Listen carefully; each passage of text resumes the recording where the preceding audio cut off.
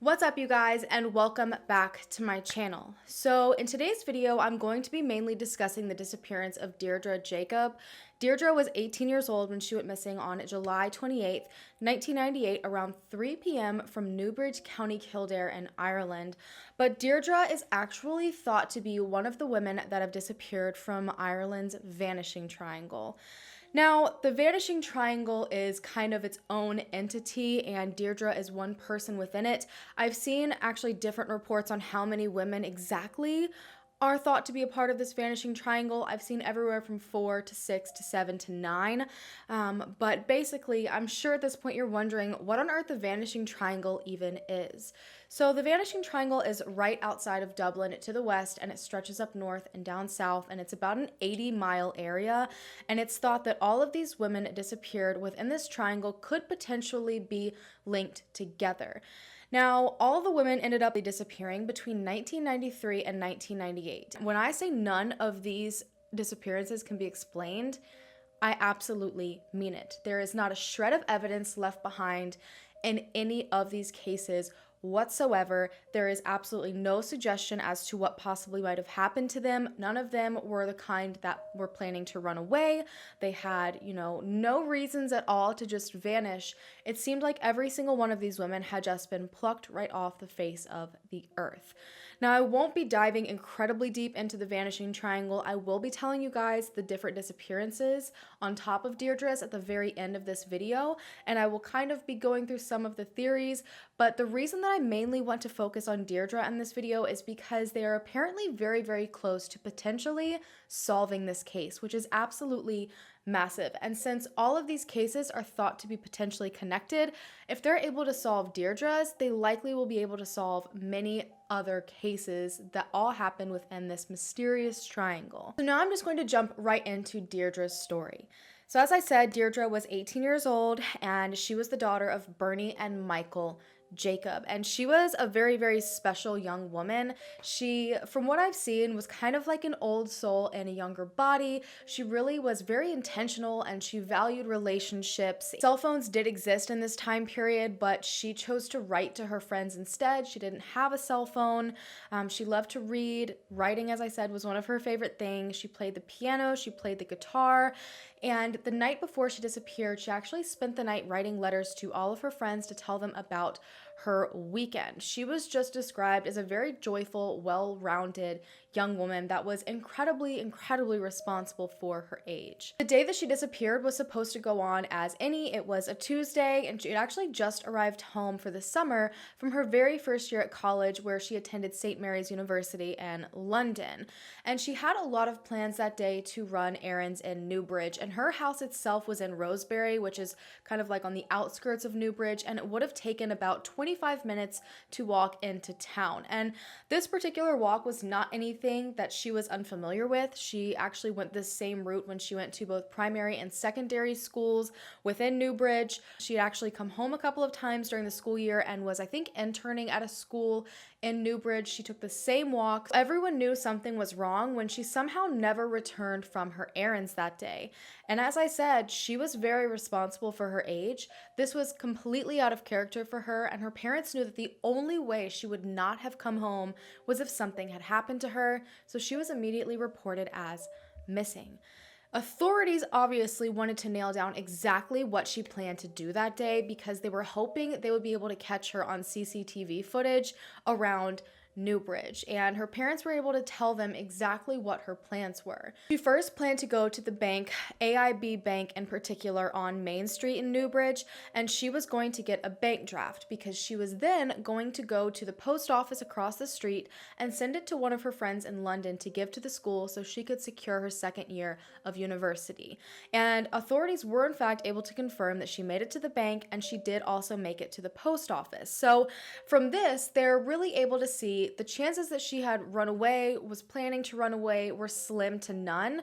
So they assumed foul play more than likely would have had to have been involved at this point, but they weren't able to prove it. She then was supposed to go and see her grandmother as well that day. Her grandmother owned a shop in Newbridge. I've not been able to confirm if that's where she went to see her grandmother that day. More than likely that's where she went. But she went there once to see her grandmother, and then she actually went a second time to stop in to say bye before she headed out of town. And that was around 2:30 p.m. And this was also when CCTV footage last caught her leaving Newbridge in what appeared to be the right direction for her to go home. But 25 minutes later, she never made it home. Unfortunately, this is where CCTV footage stopped. They weren't sure which way she took. She could have gone through the school. She could have crisscrossed her way through town, through back roads. There were many different ways. So they sent a plea out to the public saying if anyone had seen her that day to come forward, because they were desperately in search of information, because along this stretch somewhere, something happened to Deirdre. And to their shock, 8 separate people had actually seen her on her way home after CCTV footage stopped. And 6 of those people personally knew her. So their stories were already more than likely credible because there was a lot less of a chance of mistaken identity. So according to these different witnesses, this one man was riding his bike and he passed by Deirdre on the sidewalk heading home. There were 2 people having a conversation on the sidewalk and she stopped to say hello to them before moving on. There was also a man that was working on a roof and he recognized Deirdre, yelled down to her, said hello. And then the last 2 people saw her by Bog Cross, and she was crossing the street to face oncoming traffic to finish the last of her walk. And this last sighting put her only 200 yards away from her own driveway.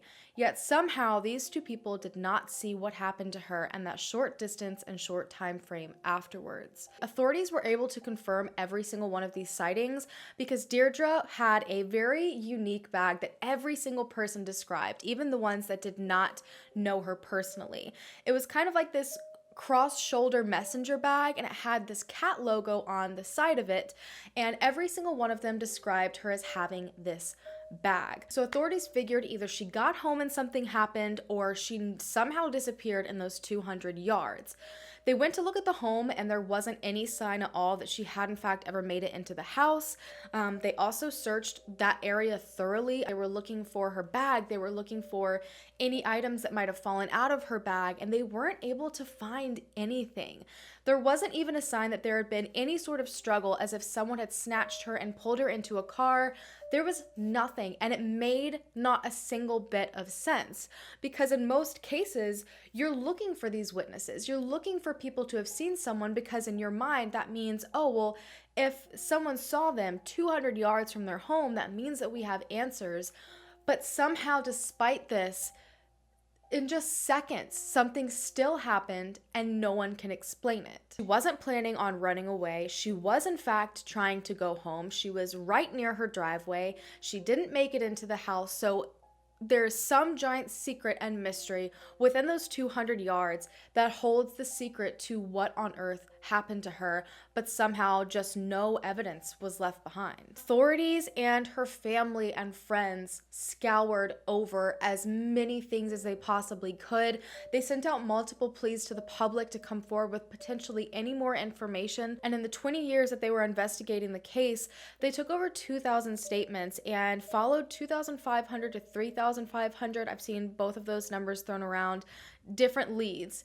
And then finally, in July of 2018, Deirdre's case was switched from a missing person investigation to a homicide investigation. And this is another thing in this case that is, I swear, something that you never believe could possibly happen. Just like it's almost impossible to believe that people saw her 200 yards away from her home but didn't manage to see what happened after that, someone came forward with information 20 years later that entirely changed the case, and that is really often unheard of. At first, they weren't even releasing the name of the potential suspect to protect the investigation, but pretty soon the name came out through Ireland's media, and it was someone that a lot of people had actually been speculating was involved in Deirdre's disappearance, but not just Deirdre's disappearance, but most of the disappearances of the women within the Vanishing Triangle. This man was a man known as Larry Murphy, and Larry was also known as the Beast of Baltinglass. He had been convicted of a 2000 rape and attempted murder of a 15-year-old girl, and the only reason he ended up being unsuccessful in murdering this young woman was because the act was stumbled into by two hunters in the mountains. I think it was the Dublin Mountains, where he was trying to kill this young woman.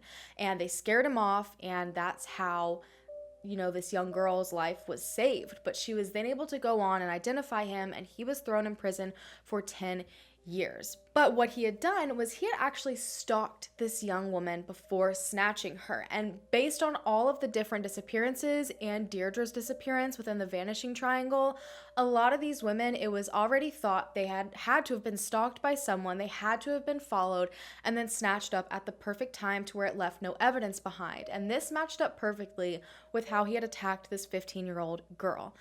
Now, according to a cellmate, and I'm pretty sure this cellmate is the one that brought the tip forward, Larry had apparently been incredibly drunk one night and was using drugs within prison, and he randomly decided to confess to Deirdre's disappearance and murder.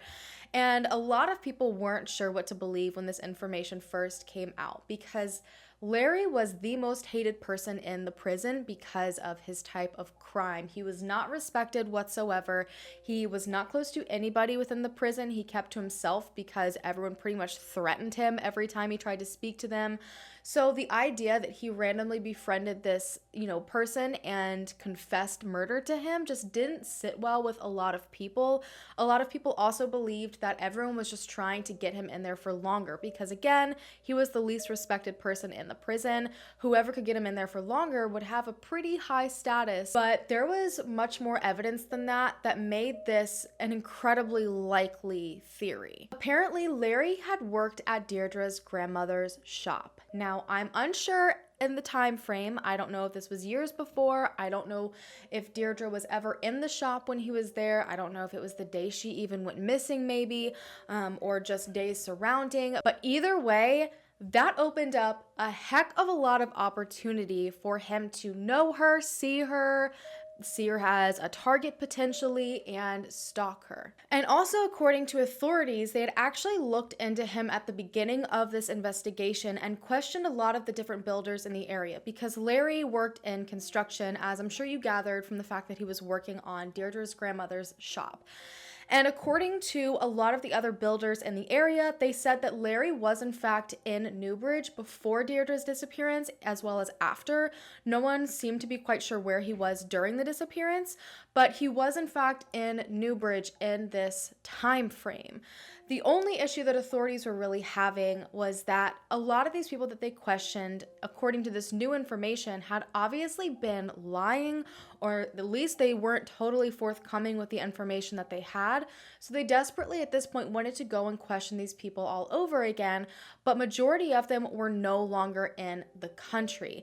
And to top it off, the second that Larry got out of prison, I think in 2010, he fled the country. He was in Spain for a little while. He was in Amsterdam for a little while. I have even seen that he is thought to be linked in a couple of other missing and potentially murdered women in Amsterdam.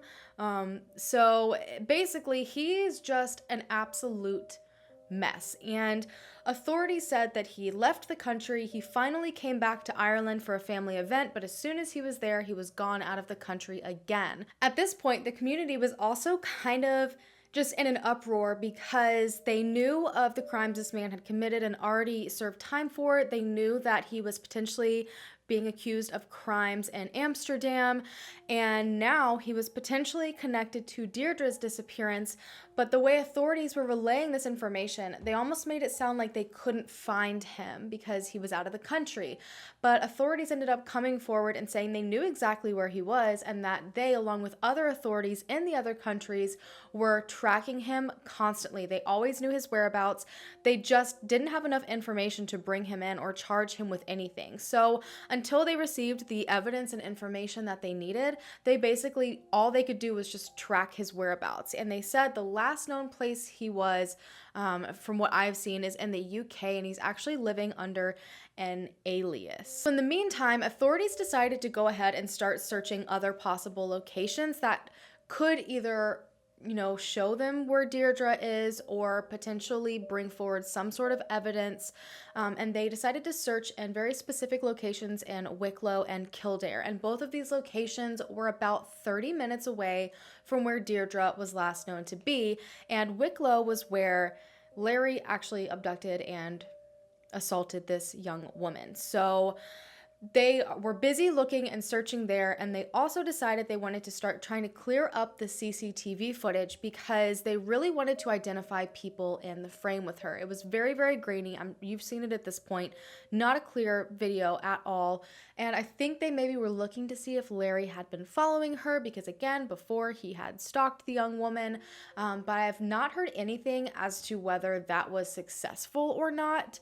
But basically, they are now just desperately searching for any sort of evidence that could potentially link him while keeping an eye on him in the meantime.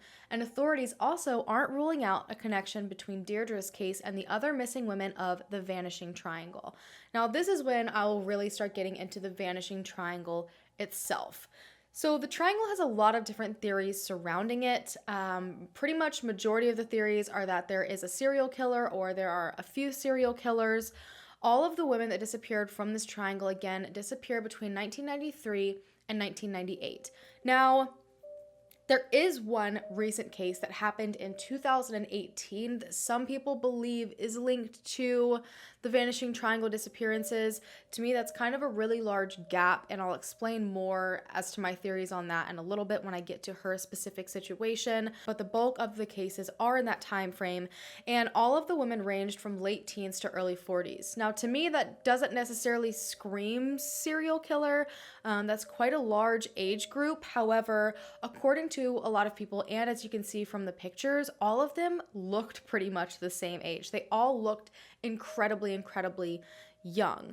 So because there is no evidence in any of these cases, pretty much authorities cannot rule out that they're connected. There is not a ton of information fully suggesting they're all connected, but there's also not enough to rule that out, if that makes sense. So there is a huge possibility. None of these cases are connected whatsoever, but I will let you guys form your opinions down below. So the very first disappearance was 26-year-old Annie McCarrick, and she went missing from Glencullen, Dublin.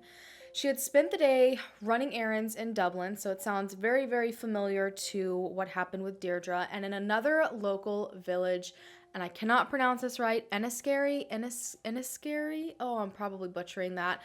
But she went to Dublin, went to this smaller village right outside, and the last known confirmed sighting is in Dublin. And from what I've seen, it's either at the post office, at the grocery store, or at a bank.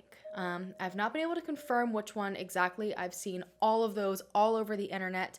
But that is something that I do find interesting, that she was at potentially at two places that Deirdre was also visiting that day. But there's also another sighting later on in the day that places her in an entirely different location, but authorities can't fully confirm it. So according to people at a pub right at the edge of the Dublin mountains, she was there with a man. She showed up with this guy and he paid for her cover charge, and they went to see, I guess, some sort of show there. Now, the only issue is that people saw them there, but nobody saw them leave. And again, these sightings aren't confirmed. However, the following day, she failed to pick up her check, and her friends also were waiting for her at a dinner that she had planned, and she didn't show up, so she was reported missing. Now, the issue, again, is that no one's really 100% sure where exactly she went missing from, because the last for sure sighting was in Dublin, but she also could have been in Enniskerry, but she also could have been in this pub, which was in neither of those locations. I think it was about a 30-minute drive away from Enniskerry. So did she even ever make it to that second village to go shopping? And how would she have gotten all the way to the pub? And none of her friends knew about some guy that she was seeing. She had never mentioned anybody. So where did this guy come from? It just was a bunch of questionable information. And she also wasn't seen at the pub until 9 p.m., which means that she would have just been out on the town all day long, but somehow wasn't ever seen in Enniskerry. It just didn't make any sense, basically. Then 3 months later, 39-year-old Eva Brennan went missing from Rathgar, Dublin. She had been having lunch with her family and then walked home to her apartment, which I believe was above a pub that her family owned. She went to eat lunch with her family almost every single day from what I've seen, and when she didn't show up for a few days, her dad decided to go and check on her. And when he got to her apartment, he knocked, received no answer, so he finally just went to unlock the door, and Eva was nowhere to be found.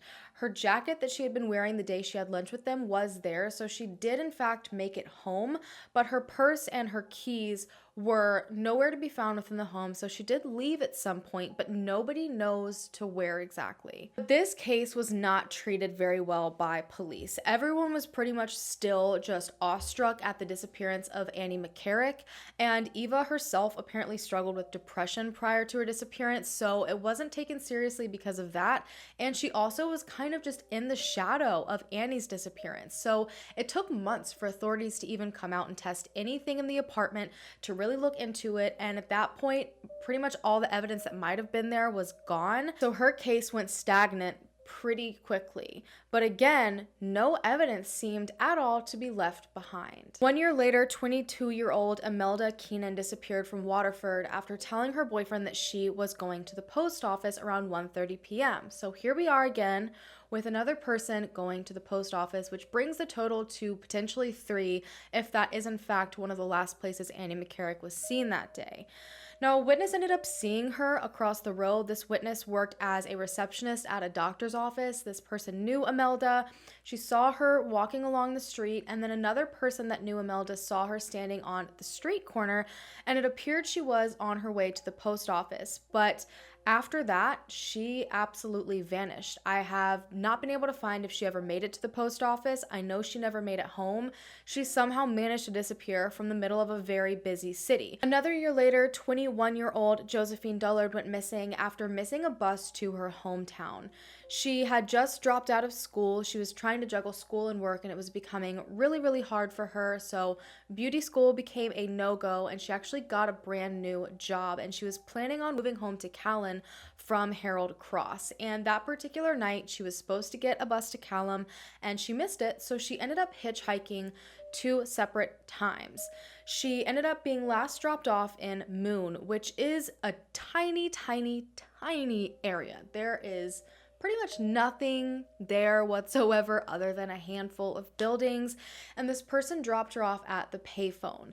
She ended up calling one of her friends at around 11:37 p.m. to tell them that she was having a really, really hard time finding a ride home, and then she ended the phone call by saying another car was approaching and she was going to go and ask for a ride.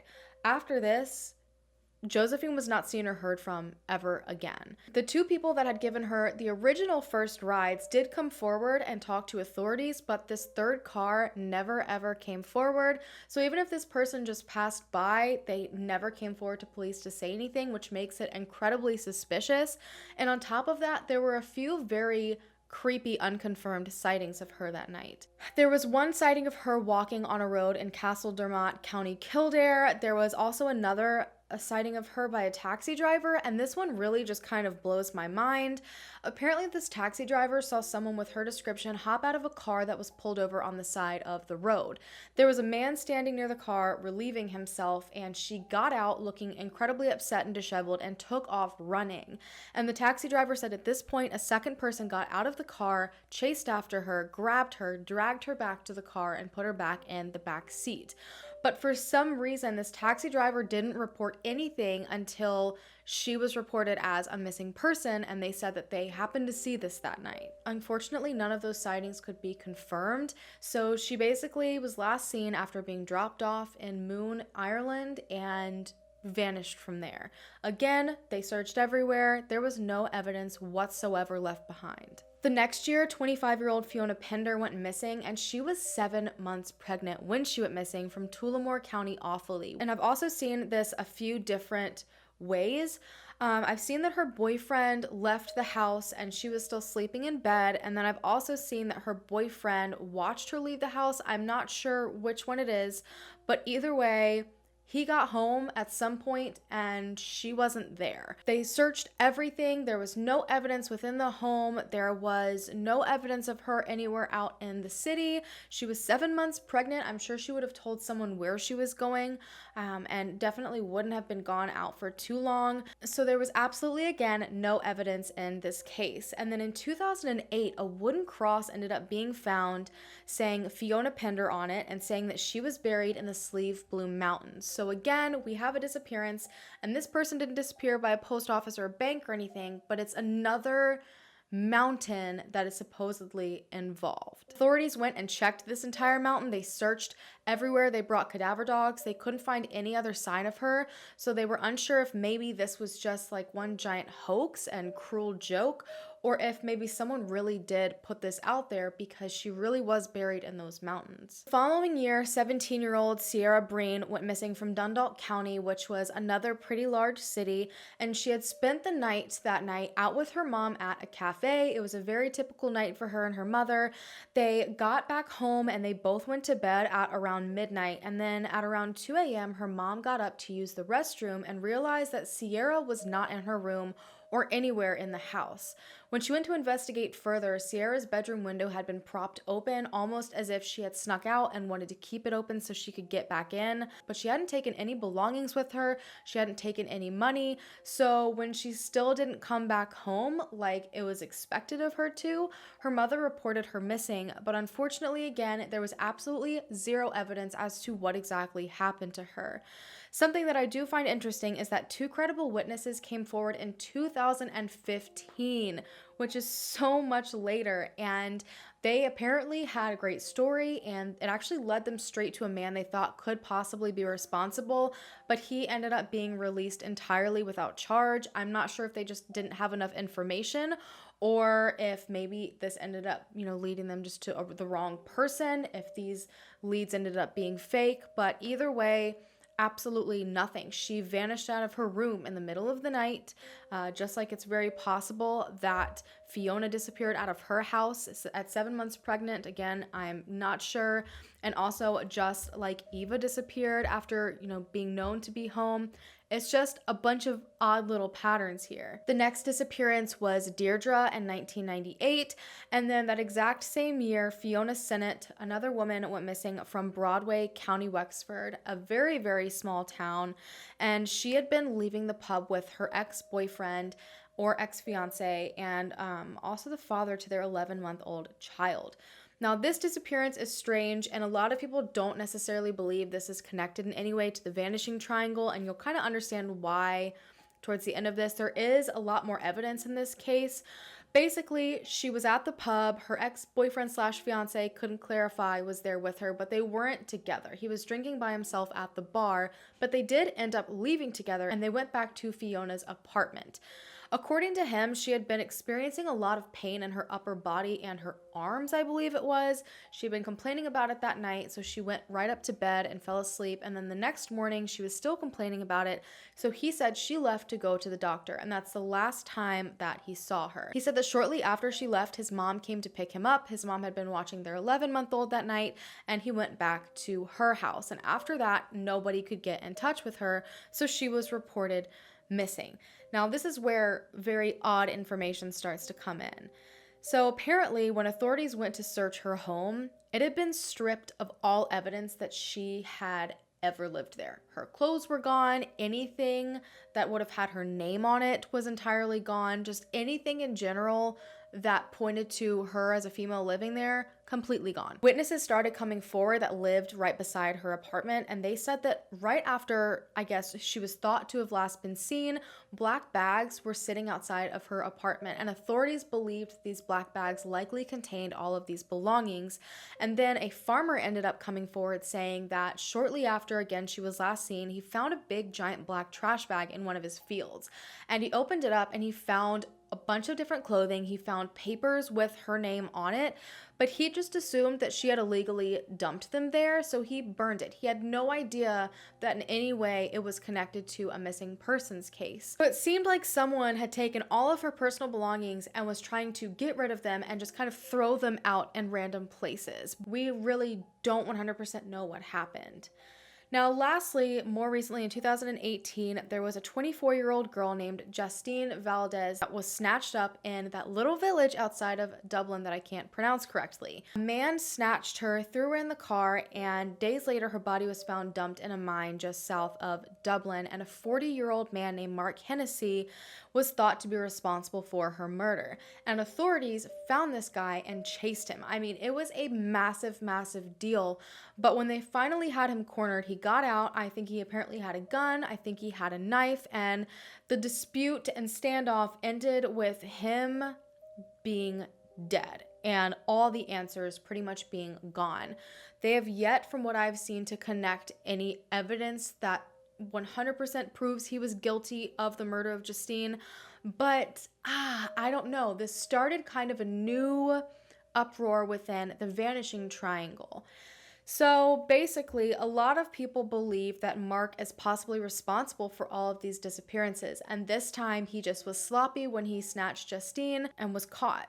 Because this was a possibility, authorities decided to run DNA tests against the evidence that they had collected from the other disappearances, the few bits of evidence that they did have, to see if maybe he was connected. Now, this was being done a while ago. I have yet to see them release if there has been any sort of connection whatsoever so far, but a lot of people just don't believe it's possible, because if he was responsible for all of the disappearances of the women, that means his very first potential crime would have occurred when he was just barely 15 years old. Now, that doesn't mean it's impossible. It's just not quite as likely. And on top of that, the evidence kind of pointed towards him struggling with something more recently, and Justine kind of ended up in the middle of that. Apparently, from the investigation that they have done, he had more recently been using Tinder to find women to have affairs with.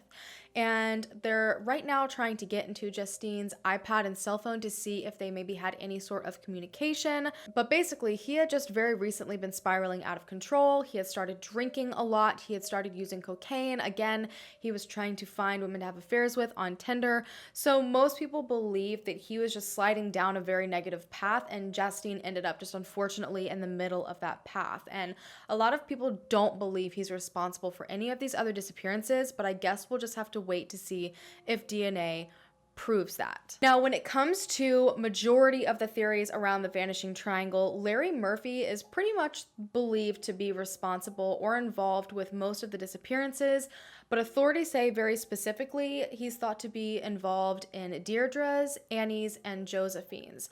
So Deirdre and Josephine both lived in areas and disappeared from areas that he was in at the time of their disappearances, and according to the people at the pub that Annie disappeared from, maybe, Larry matches the description of the unknown man that she was with that night. So that alone kind of really puts him in the middle of all of those cases. From what I have seen, Larry is actually named a suspect, or at least a person of interest, in every single one of these disappearances that I've spoken about, not Justine's, obviously. And I think it's a huge possibility that he is potentially involved in a lot of these cases. Now, one thing though that is so frustrating is that there is such little evidence that it's kind of easy to fit a lot of people into the idea that they were responsible, which leads me into the next few theories that I'm going to speak on. He's not the only person authorities and the public have been looking into. There's also a notorious IRA terrorist and known rapist who is believed to be involved very specifically in Annie's disappearance. I've seen that he also potentially was in this area and matched the description as well. Apparently, despite all of his crimes, he was known, again, as a pretty rough rapist. He was never punished for his crimes by the government or by the IRA at all. And the IRA, once they got wind that he was potentially being linked to Annie's case, moved him to France and then eventually moved him entirely to the US. So according to a lot of people, they believe the IRA is trying to protect him because authorities were getting way too close. However, I'm not sure how people have linked him to all of the other crimes. I don't know if maybe just because he had a reputation and he would have, potentially been able to be protected by the IRA. But either way, it's kind of a mess and no one's really sure. And there are a lot of people out there that say that the government in Ireland did not do enough, that they could have snatched this guy up, but they basically let him slip through their fingers. Now, there's also a man known as the Werewolf, and some people believe that he could potentially be responsible. In 2001, he was convicted of the rape and murder of a 14-year-old girl and was sentenced to life in prison. So basically, when he went to prison is right around the time when all of these things stopped. Maybe this girl in 2001 could have been one of the last victims. He also had a pretty extensive history other than that. He also assaulted a 6-year-old girl, a 58-year-old woman, and I think that's what draws a lot of people to the idea he's responsible, because the age range for all of the women within the Vanishing Triangle is so all over the place. And normally with serial killers, or at least more often than not, there is a pattern, there is a specific targeted group. And since this was so broad, it would take someone who just had more broad interests to possibly accomplish this if this all was done by the same person. Because he had victims ranging from 6 to 58, it was very possible that his specific targets fit the age range of all of the women. But again, no other evidence or proof has really shown up that he was involved in any way. Now, authorities seem to be very split on what they believe happened. I think personally that's very responsible of them. They're not kind of running down one rabbit hole. They are looking into multiple different killers. I've even seen one of the officers speak on this and say that it's very dangerous because the public will really get on one person and run for it. But because they have such little evidence, they can't do that without almost dismissing entirely other ideas and theories and possibilities. So I think they're handling everything as best as they possibly can. Unfortunately, because there's basically just clues as to what might have happened and not a ton of real solid evidence, it leaves them with many different directions they can run in. So they're kind of just stuck right now, and they're really, really relying on public information for every single one of these cases. Because after all, new information led authorities straight to a huge possibility of what happened to Deirdre, strong enough of a possibility that they completely switched the classification of the case, and that is after 20 years. Deirdre's parents and sister have put out multiple pleas to the public, and they have stood by the fact that they are very successful. Every time they have done this, some bit of information has come out of it, even if it's just the smallest thing. So right now, they're really pushing to spread this story as far as they can, spread Deirdre's story, spread the stories of all these women within the Vanishing Triangle. So hopefully someone remembers something. 20 plus years, you guys, that's a long time. And if someone possibly didn't come forward earlier on because they felt unsafe, or maybe they were young and very naive, things can change. 20 years is plenty of time for someone to think, I'm safe at this point. I don't have anything to worry about. Maybe they're thinking, this man's now out of the country. He can't harm me. There are plenty of people that might just need a little bit of a push to come forward and say something, and that is why it's so important to get cases out like this. And again, because it can't be ruled out that they're not all connected, solving one of them could be a domino effect. They all could potentially be solved, or at least a few of them. One thing that I do find very interesting, but I was able to find absolutely zero information on, is the fact that Deirdre's mother has said in an interview that she knows who killed her daughter, and she says that it's not Larry Murphy. Now, she won't release this person's name. I have not seen authorities even mention anything like this. It could just be, a motherly gut feeling. I have no idea, but I did think it was worth mentioning here, because to me that also says there was something off with somebody else. And I don't know if it's from a tip she got. I just really wish I had more information on that. But she really strongly doesn't believe it's Larry. I personally cannot make up my own opinion on what I think is going on with all these cases, or if they are connected, because we just don't have the information for me to make an informed decision on that. I do think there are some strange similarities between a lot of the cases, but I don't know. So I'm very interested to see what you guys have to say down below. You guys always bring forward absolutely awesome opinions. But I want to just say thank you really quickly for listening to not just Deirdre's story, but all of these stories. I feel like, unfortunately, a lot of situations like this, people become numbers and people just think the vanishing triangle and they don't understand the names and the people that are actually affected behind all of this. It's just like the Bennington triangle. You know, people see this odd phenomenon and this really odd situation, and it's almost like it creates this fun story. So I wanted to make sure I was able to kind of go into the vanishing triangle and give these faces and names a story as well behind them for you guys to kind of understand, instead of just kind of saying, hey, I'm talking about Deirdre, she's part of this thing called the vanishing triangle. But I hope you guys enjoyed this video. I hope that you guys leave your theories and opinions down below. As always, you guys, please remember to remain very, very respectful. No one so far has been proven guilty of anything. These are all people that are just suspects or persons of interest. Don't forget, if you're not part of the Hallan fam already, to go ahead and click that subscribe button so we can be a part of the Hallan fam together. Also, don't forget that you guys can meet John Lorden and I at CrimeCon this year, June 7th to June 9th. I'm so excited to meet you guys. I think we only have at this point maybe one spot left for the top 10. I know that the ticket prices are incredibly expensive to CrimeCon. That's why we have a code for you guys, Crime After Crime 19. You get 10% off of a standard ticket. Trust me when I say it's worth every single penny. I have yet to look forward to something in life nearly as much as I look forward to going to CrimeCon. Last year was an absolute blast. I know one of you guys actually won tickets. I think your grandmother won you tickets, and I saw that the other day and thought that was awesome. So maybe if you are someone that wants to go, I don't know if they're planning on having any more giveaways or anything like that, but make sure you're following CrimeCon on Twitter, all different types of social media. Keep an eye on their website because that could be another opportunity for you to go. But I'm going to go ahead and stop rambling now. Thank you guys so much for watching, and I will see you guys in my next video. Bye.